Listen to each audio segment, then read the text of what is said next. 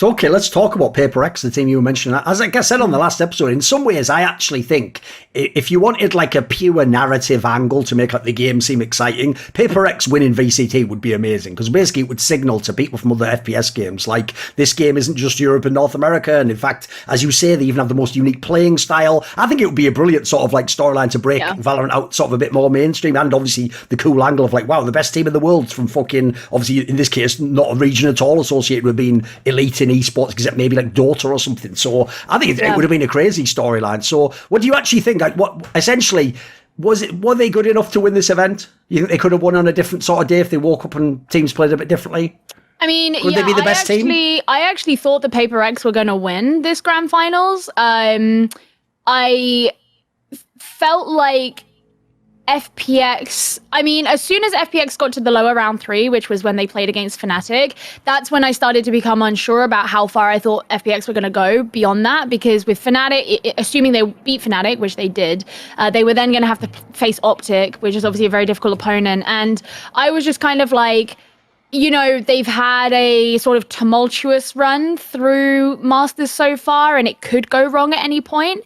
So I started to become a little bit unsure, but I had a lot of faith in Paper X because they just seemed very unstoppable. And I think the thing with Paper X is, with their unique playstyle, it kind of almost didn't matter like how you performed against other teams, because they were going to be their own beast.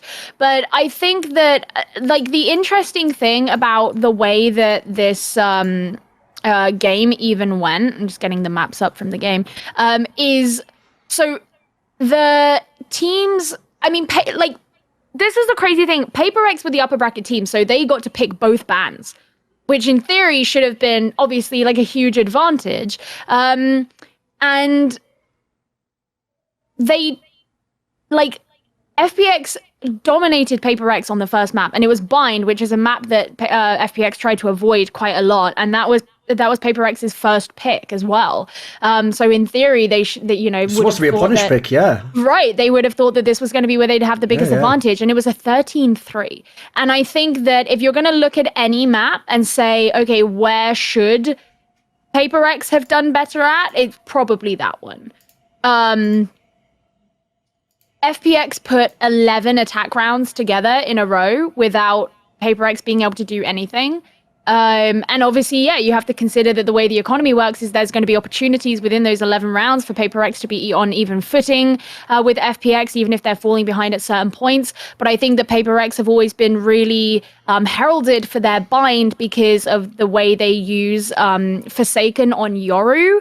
And that's always kind of been like the Paper X thing. And Forsaken just didn't get done on Yoru in this map. And I don't know if that's a case of like them relying on Forsaken, and therefore if he doesn't get something done, like in the way that we kind of talk about Ye in Optic, if Ye's having a bad day, I don't think the Paper X rely on one person to the same extent.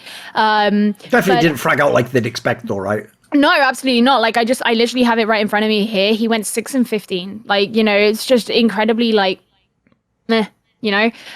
So I think that map is probably the one that you would look at and be like, that should have gone differently. Even if FPX were going to win that map, it should never have been to that level. So that's probably the one that will hurt the most for Paper X. But then, you know, it's interesting because I think that FPX's attack almost always came to be the problem for Paper X. So I say, like, they put 11 attacking rounds together on Bind against Paper X. We move on to Fracture, which was Paper X's map pick. That was map number 3.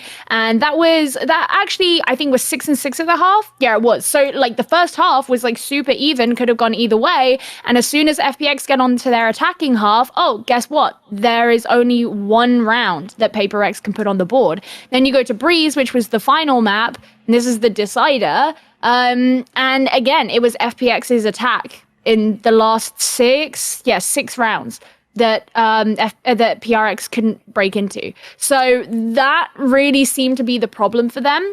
And I think that, to me, that's, you know, says like, okay, there's this very specific thing that FPX managed to put against Paper X, but because we've never seen these two teams interact before, we probably wouldn't have known that in advance, right? So it was still a very reasonable assumption to think that Paper X could have won, or perhaps should have won. It just so happened that when this series actually then occurred, that there was this particular issue that Paper X were facing. Now, I think that's something that they can then look at, improve upon, and then come back at Champions and be really good at, you know? Like, I don't think that's something that necessarily takes them out of the conversation of being one of the best teams in the world, or could potentially be the best team in the world. But I think that FPX, just judging how things were played, deserved this win. I think that their play seemed a little bit less, like, at times two-dimensional. Like, I think that was the problem that with Paper X, that I kind of felt like, especially when they're relying on these compositions that are, you know, these neon compositions, which I've said this with Optic before, is that the problem with neon compositions is they kind of suck on defense.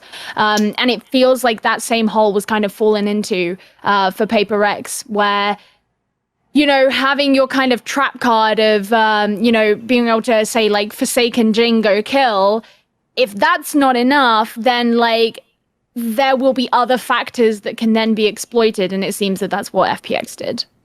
Looks like the Jing guy, just for the whole tournament, like, he could have been the MVP as well if you give it to, like, the non-winner. Like, that guy looks like he just fragged out the whole fucking tournament. The stats are insane. Jing had the highest ACS Bonkers, of anyone who played in the whole thing.